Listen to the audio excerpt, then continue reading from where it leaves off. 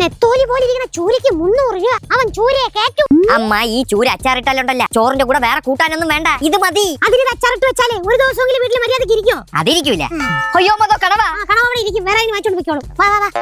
ജലജാണ്ടി സള്ളേ, എന്റെ എക്സ് സരസമ്മ. ആ മോളെ, നീ അസുഖം തന്നെ? കല്യാണമൊക്കെ ആയാ? ഇല്ല ആന്റി, എന്നെ ഒരാൾ തേച്ചു. ഞാൻ ഇപ്പോ ഡിപ്രഷൻ സ്റ്റേജിലാണ്. പുറത്തും തേച്ചാ എന്ത്, മക്കളെ വലിയ സ്റ്റേജിലേക്ക് എത്തിയില്ലേ. എല്ലാം ദൈവത്തിന്റെ കൃപാകടാശം. അമ്മ ഡിപ്രഷൻ എന്ന് വെച്ചാ വിഷാദവും. ഓ അതായിരുന്നാ. മക്കളെ തേച്ചിട്ട് പോയനല്ലേ, ഒരു കാലത്തും ഗുണം പിടിക്കൂല.